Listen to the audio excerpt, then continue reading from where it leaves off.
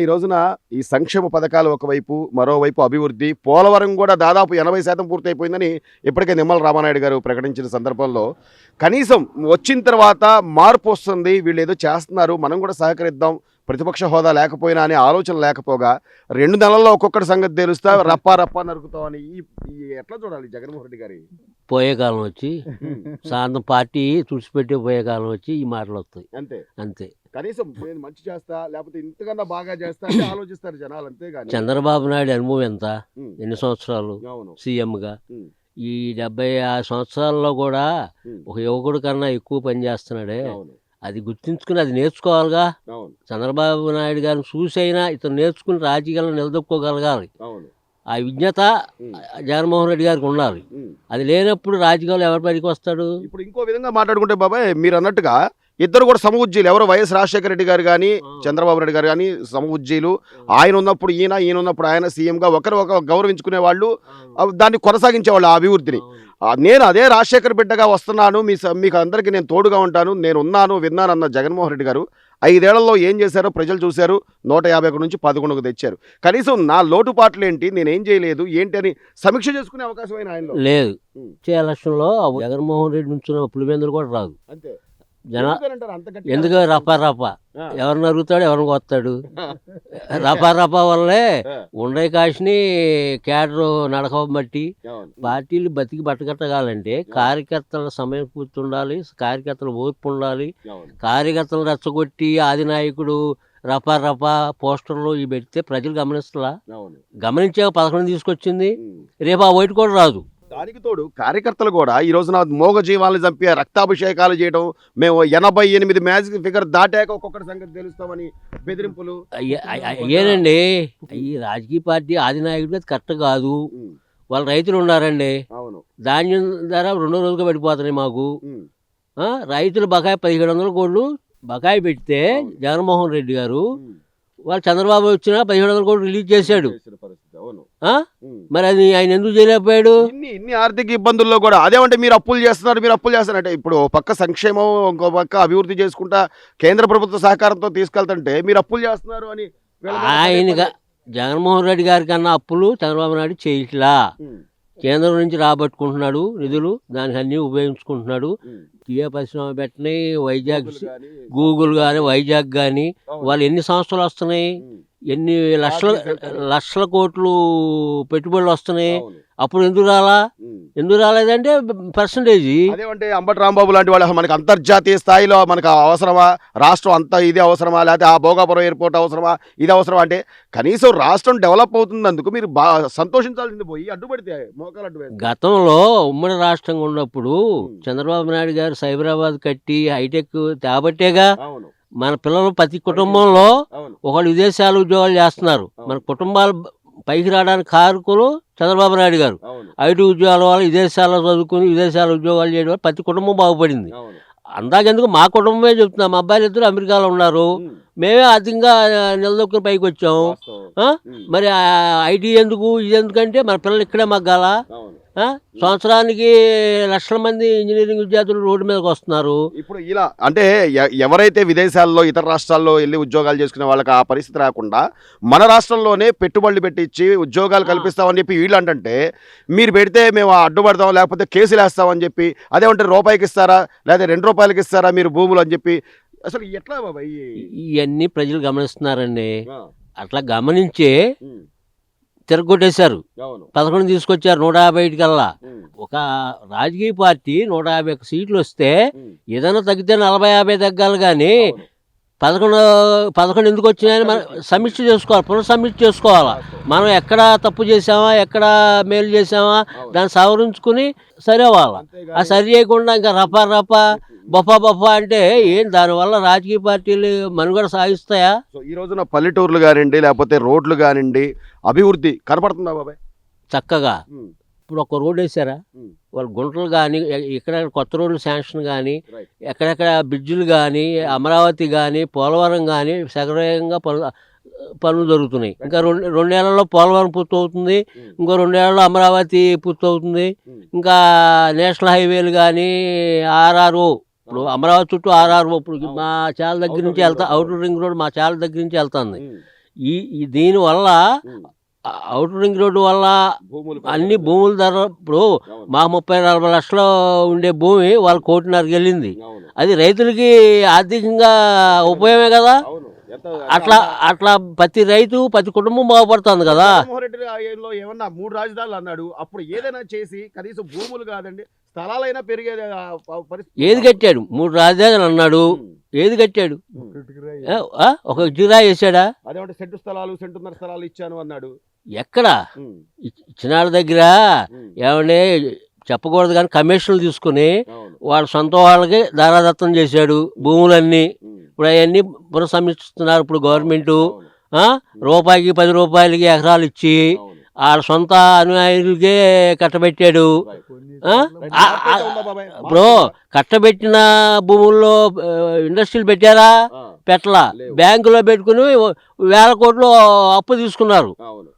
వాళ్ళకు ఉపయోగపడింది కానీ చదువుకున్న యువతకి ఏమో ఉపయోగపడింది. ఈ రోజు మార్పు అయితే కనిపిస్తుంది బాబాయ్. అంటే 16,000 పైచీలకు ఉద్యోగాలు, అటువైపు కానిస్టేబుల్ పోస్టులు, ఇంకోవైపు కాగ్నిజెంట్ అని, అలాగే విప్రో అని, ఈ ఐటీ ఉద్యోగాలతో మన యువత భవిష్యత్తు బాగుపడుతుంది అనుకోవచ్చు. 100% అండి. చంద్రబాబు నాయుడు గారు ఇంకా 3 సంవత్సరాల్లో ఆంధ్ర రాష్ట్రాన్ని మన భారతదేశంలో నెంబర్ 1 రాష్ట్రంగా తయారవుతుందని మేము ఆశిస్తున్నాం. జరుగుతాయి. ఇంకా రాబోయే రోజుల్లో ఇంకా ఆర్థికంగా ఆంధ్ర రాష్ట్రం నిలదొక్కుంటుంది. ఆదాయ వనరులు పెంచుతాడు. ఆయన చంద్రబాబు నాయుడు మైండ్ ఏంటి? ఆదాయ వనరులు పెంచి సంక్షేమానికి ఉపయోగించాలని, పేద ప్రజలకు అందజేయాలని ప్రతి రూపాయి. ఆదాయం లేనిది, రాష్ట్రానికి ఆదాయం లేనిది అప్పులు తెచ్చి అన్నాళ్ళు పేద ప్రజలు సంక్షేమం చేయగలుగుతాం. మన కుటుంబం ఉందండి, అప్పులు తెచ్చి చేస్తే అందరూ ఆదాయం పెంచాలి, వనరులు పెంచుకోవాలి, మనం సంపాదించగలగాలి. అదే రాష్ట్ర పరిస్థితి కూడా అంతే.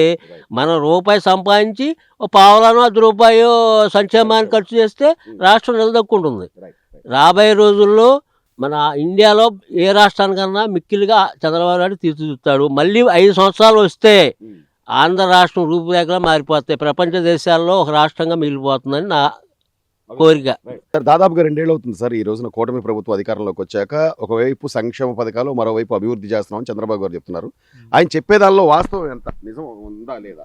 వాస్తవం ఉంది. 99% ఉంది. 99%. ఎలా అంటారు? ఏం గమనించారు మీరు? ఏం గమనించేది, ఇప్పుడు ఈ పథకాలన్నీ ఒక రోజు ముందే ఇస్తున్నాడు, పింఛన్లన్నీ. మరి మిగతా చేసేయని కూడా బాగా చేస్తున్నాడు. ఇంకా అది ఎంత బాగుంది కదా. కంపేర్ కిందటి గవర్నమెంట్ ఇప్పుడు కంపేర్ చేస్తే బాగానే ఉంది. కానీ జగన్మోహన్ రెడ్డి గారు అసలు ఏమీ లేదు, అంత అరాచకంగా ఉంది. ఒక్కొక్కటి సంగతి తెలిస్తే మేము వచ్చాక రప్ప రప్ప అని బోర్డులు పెడుతున్నారు. తప్పే ఉంది దాంట్లో. వచ్చేది లేదు, పెట్టేది లేదు. అవకాశమే లేదని. మరి ఎందుకు సార్ ఈ బెదిరింపులు ఎందుకు? ఆయన కనీసం నేను ఒక మాజీ ముఖ్యమంత్రిని అనే కనీస నైతిక బాధ్యత ఏమన్నా అంటే అతనికి అట్ట అసలు అది పెట్టకూడదు అనుకో. ఇప్పుడు వచ్చే రావచ్చు, తప్పే ఉంది. వచ్చి ముందుగానే నేను వస్తాను, రేపు వచ్చినాక వీళ్ళందరూ సంగతి తేలుతానండి. అసలు మీకెట్టగా ఉంది మీ ఆలోచన? అది పద్ధతేనది ఏంటి? అది పద్ధతికి వ్యతిరేకం మాట్లాడుతున్నాడు. ఇప్పుడు ఇన్ని ఆర్థిక ఇబ్బందుల్లో ఈ వయసులో కూడా చంద్రబాబు గారు కష్టపడి ఉద్యోగాలని, లేకపోతే అద్దేవాలి ఇద్దేవాలి, ఈ అమరావతి బాగు చేయాలి, ఇట్లా ఆలోచిస్తుంటే నువ్వు సహకరించకపోగా నేను ఇంకా వచ్చాక మీ సంగతి తేలుస్తా ఎవరైనా పెడితే అంటే ఈ రోజు పీపీపీ మోడల్లో కూడా మీరు ఎవరు వస్తారో వాళ్ళు 2 నెలలు అరెస్ట్ చేస్తా అని చెప్తున్నాడు. మరి ఇప్పుడు మీరేమనుకుంటున్నారు? వస్తాడు అనుకుంటున్నారా? మీ అభిప్రాయం ఏంటి?